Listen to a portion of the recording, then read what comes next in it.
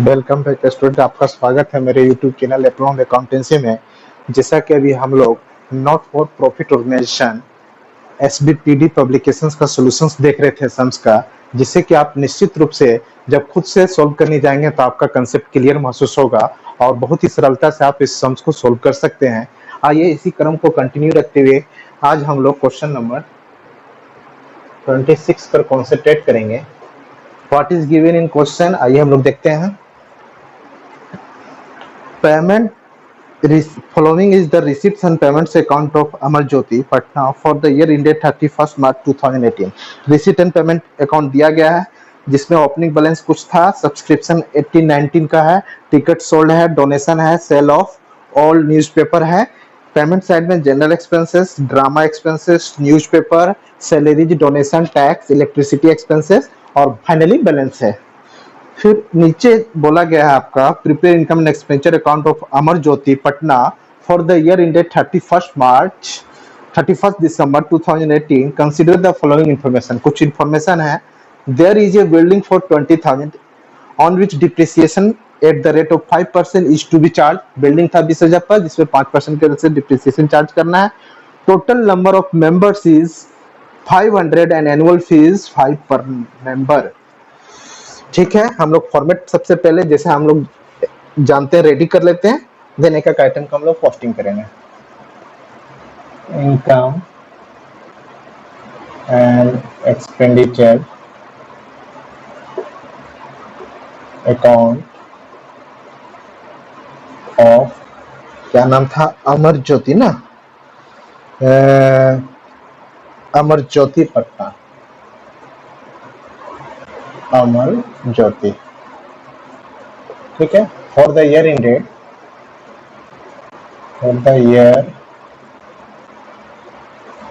Ended 31st December 2018, 31st December 2018। Format का part है, ये सब लिखना हम लोग को, कोई बात नहीं। फिर नेक्स्ट होगा एक डेबिट साइड और एक क्रेडिट साइड।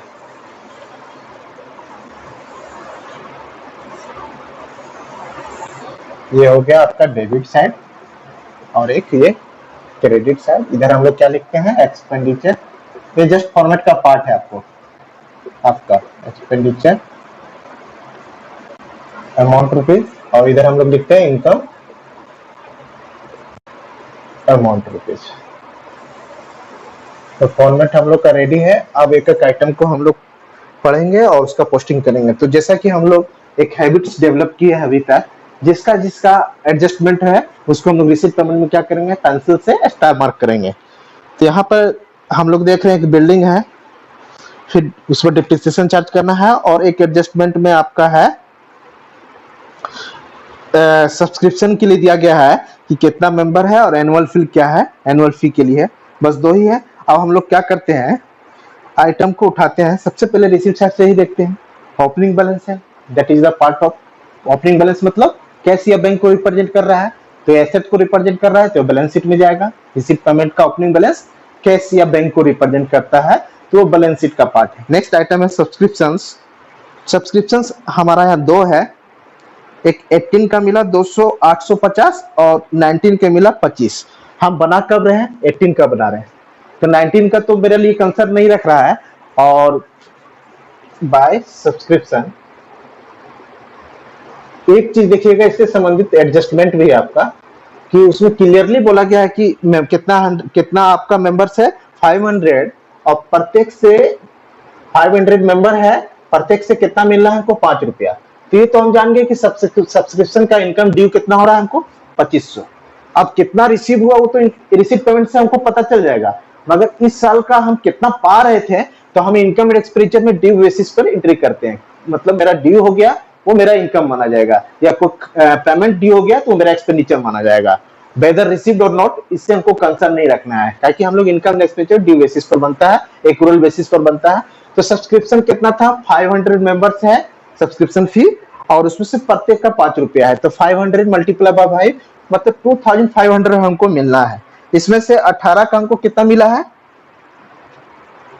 850 रुपया मिला है। 850 रिसीव दिखा रहा है, रिसीट पेमेंट से, इसका मतलब अभी भी बकाया है, आउटस्टैंडिंग सब्सक्रिप्शन है। आउटस्टैंडिंग सब्सक्रिप्शन कितना है, 2500 में घटा दीजिए 1850, तो 059, 1650 रुपया आउटस्टैंडिंग सब्सक्रिप्शन जो छुपा हुआ है। हम कैसे जाने 1650 आउटस्टैंडिंग है, इसलिए जाने कि इस साल का ड्यूज हमको 500 मेंबर के हिसाब से प्रत्येक मेंबर का 5 रुपया है, तो 2500 मिलना था, तो हम समझ गए 2500। उसमें से रिसीट से देख रहे हैं 18 का रिसीट कितना बता रहा है, मात्र 850, 850, इसका मतलब 1650 छिपा हुआ है, आउटस्टैंडिंग है। और एक और आपका 19 का 25 रुपया दिया गया है, तो जब हम बैलेंस शीट बनाएंगे तो 25 रुपया एडवांस है, तो लायबिलिटीज को क्रिएट करेगा। जब हम सपोज इसमें बनाने के लिए नहीं बोला गया है, मगर अगर हमको बैलेंस शीट भी ड्रॉ करना पड़ता तो क्या करते, आउटस्टैंडिंग, तो मेरा इनकम जब आउटस्टैंडिंग हो जाए, ड्यू हो जाए, तो डेटर को रिप्रेजेंट करता है। तो आउटस्टैंडिंग सब्सक्रिप्शन हम लोग यहाँ एसेट के रूप में दिखाते, कितना 1650 हमको मिलना है, और एक एडवांस मिल गया, ऑब्लिगेशन क्रिएट करता एडवांस सब्सक्रिप्शन के नाम से, कितना आपका दिया हुआ है 25 रुपया। तो ये बैलेंस शीट बनाते तब उसका इम्पैक्ट जाता है। फिलहाल हम बैलेंस शीट नहीं बना रहे हैं, तो इस पर कॉन्सेंट्रेट नहीं कर रहे हैं, मगर आपको हम इसका इम्पैक्ट दिखा दिए बैलेंस शीट पर, ताकि आपका कंसेप्ट क्लियर रहे। क्लियर है, सब्सक्रिप्शन का ट्रीटमेंट हो गया, साल का 2500 ही आना है, उसमें 750 मिले तो आउटस्टैंडिंग के नाम से दिख जाएगा, जो बैलेंस शीट में दिख रहा है आपका डेटर बन रहा है। कोई भी इनकम बकाया हो, लेना हो, तो एसेट को रिप्रेजेंट करता है, और कोई इनकम पहले मिल गया वो लायबिलिटीज को रिप्रेजेंट करता है, ऑब्लिगेशन क्रिएट करता है। तो देखिए 2019 का मिल गया 25 रुपया, तो बैलेंस शीट के लायबिलिटी साइड में आ गया एडवांस सब्सक्रिप्शन के नाम से। मगर फिलहाल हमको इस क्वेश्चन में बैलेंस शीट बनाने के लिए नहीं बोला गया है, फिर भी कंसेप्ट क्लियर करने के लिए हम नीचे ड्रॉ कर दिए। क्लियर है, आगे बढ़ते हैं। अगला आइटम है आपका टिकट सोल्स। टिकट से कुछ इनकम हुआ, टिकट सोल्व किए हैं, ticket sold by ticket sold कितना 355, कोई दिक्कत, नॉर्मल इनकम है। डोनेशन, डोनेशन नॉर्मल हो तो इनकम ही मानेंगे, अगर स्पेसिफाइड किया नहीं गया है, नीचे एडजस्टमेंट में भी कुछ नहीं है और इसको स्पेसिफाइड भी नहीं किया गया है, तो नॉर्मल इनकम के रूप में हम लोग ट्रीट करेंगे। डोनेशन कितना है, हाउ मच 400। अच्छा, हम कैसे जानते हैं कि डोनेशन कब इनकम के रूप में मानना है, कब बैलेंस शीट के लायबिलिटीज में जाएगा। देखिए नॉर्मल डोनेशन रहे, नॉर्मल ग्रांट रहे, नॉर्मल सब्सक्रिप्शन रहे, वो सब इनकम को रिप्रेजेंट करता है, मगर उसके साथ एक लाइन जोड़ देता है यहाँ पर, donation for tournament, donation for festival, donation for building construction. मतलब कोई डोनेशन का पर्पस यूज कर, उसमें इंडिकेट कर दे कि इस पैसा को उसी काम के लिए तब हमको यूज करना होगा, मतलब एक ऑब्लिगेशन क्रिएट कर रहा है, देन उसको इनकम में ना शो करके हम लोग बैलेंस शीट के लायबिलिटीज में शो करेंगे। क्लियर है, कंसेप्ट क्लियर हो गया। इस डोनेशन के साथ कोई क्लाउज नहीं मेंशन है, तो हमको नॉर्मल इनकम ट्रीट करना है इसको। Sale of all newspaper, sale of newspaper, newspapers, sale of newspapers है आपका 25 रुपया, उससे थोड़ा सा इनकम हो गया। कुछ न्यूज़पेपर क्या होता है, हम लोग पूरा में बेगारी वाला को बेच देते हैं, पूरा ये सब जो लेने आता है शीशा लोहा, उसको बेच देते हैं, तो कुछ उससे नॉर्मल इनकम है। तो जो भी इनकम हो, कुछ जो भी इनकम हो, हर चीज को हमको रिकॉर्ड करना है, मात्र 1 रुपया का क्यों ना इनकम हो, इसलिए उसको इनकम में रिकॉर्ड कर लिए। देखिएगा रिसीट साइड आपका पूरा आइटम क्लियर हो गया। अब हम लोग चलते हैं पेमेंट साइड में। पेमेंट साइड में कहीं भी पेंसिल का स्टार मार्क नहीं है, मगर एडजस्टमेंट में एक डिप्रिसिएशन हम लोग को बिल्डिंग का चार्ज करना है, वो तो एक्सपेंडिचर ही होगा। तो चलिए उसको ध्यान में रखते हुए फिलहाल हम लोग सारा पोस्टिंग करते हैं। टू जनरल एक्सपेंसेस, कोई बात नहीं, नॉर्मल खर्चा है। जनरल एक्सपेंसेस कितना अमाउंट है, जनरल एक्सपेंसेस 50 रुपया मेंशन कर दिए। नेक्स्ट है ड्रामा एक्सपेंसेस, कुछ ड्रामा रोमा हुआ होगा उस पर खर्चा हुआ, ड्रामा एक्सपेंसेस कोई बात नहीं, नॉर्मल खर्चा है ये। 200 न्यूज़पेपर, न्यूज़पेपर को हम लोग एसेट नहीं मानेंगे, बुक्स को एसेट मानते हैं। न्यूज़पेपर या पीरियडिकल्स या मैगजीन्स हो तो उसको एसेट नहीं मानते। कारण है न्यूज़पेपर या साप्ताहिक कुछ मैगजीन वगैरह है, वो नेक्स्ट सप्ताह कोई पढ़ना नहीं चाहता है, इन्हें न्यूज़पेपर तो नेक्स्ट डे भी नहीं कोई पढ़ना चाहता है, तो उसको आप एसेट्स कैसे मानेंगे। एसेट्स जो 1 साल से ज्यादा समय के लिए रहे, जैसे बुक्स, उसको एसेट्स मानेंगे, और इसको नॉर्मल खर्चा की जैसे ही ट्रीट करेंगे। न्यूज़पेपर है ना, न्यूज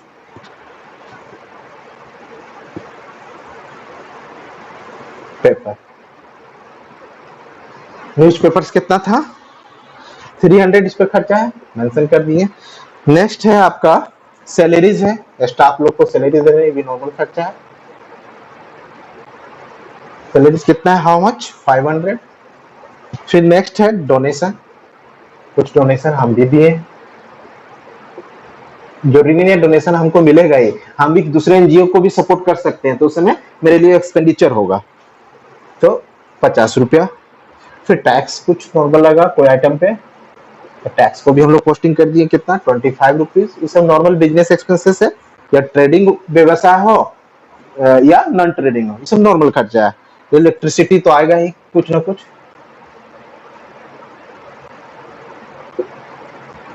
इलेक्ट्रिसिटी एक्सपेंसेस कितना है, 335। लास्ट जो बैलेंस है कैश को रिप्रेजेंट कर रहा है, तो ये बैलेंस शीट का एसेट में जाएगा, ना कि यहाँ आएगा। एक आइटम छूट गया, डिप्रिसिएशन है, कितना का भवन था, बिल्डिंग था 20,000 पर, जिस पर आपको बोला गया 5% डिप्रिसिएशन करना है, तो डिप्रिसिएशन तो एक्सपेंडिचर के रूप में ही आएगा, बाय डिप्रिसिएशन ऑन बिल्डिंग। 5% है, 20,000 अमाउंट था, 5% मतलब 5/100, 1000। आप देखिए सारा आइटम पोस्टिंग से आ गया, इसको हम लोग रब कर देते हैं। ये जो हम समझाने के लिए बैलेंस शीट ड्रॉ किए थे, इसको रब कर देते हैं, इसका भी फिलहाल यहाँ जरूरत भी नहीं है। चलिए अब हम लोग क्या करेंगे, यहाँ पर टोटल करेंगे, दोनों टोटल देखते हैं। देखने से भी पता चल रहा है कि क्रेडिट साइड का आइटम ज्यादा है, तो दोनों साइड यही आइटम इनकम साइड का ही लिखाएगा। देख लेते हैं, 5 5 10 के शून्य हाथ में 1, 5 1 6 6 और 2 8, 5 3 8 और 4, 12 के 2 हाथ में 1 और 3, 3280 रुपया। आप इधर का टोटल को इसमें घटाएंगे, तो 5 5 10 हाथ में 0, हाथ में 1, 6 6 और 5 11 और 2 13 और 3 16 और 2 18 का हाथ में 1, 3 3 6 6 5 11 11 और 3 14 और 8 22 के 2 हाथ में 2 2 1 3, तो 820 रुपया सरप्लस आ रहा है। इसको हम लोग सरप्लस लिखिए या excess of income over expenditure. तो क्वेश्चन आपको क्लियर था। निश्चित रूप से इसी तरह आप सारे आइटम का हम लोग कंसेप्ट के साथ पोस्टिंग देखते चलेंगे, और आप जब बनाने जाएंगे तो निश्चित रूप से आपका मदद करेगा। Thank you.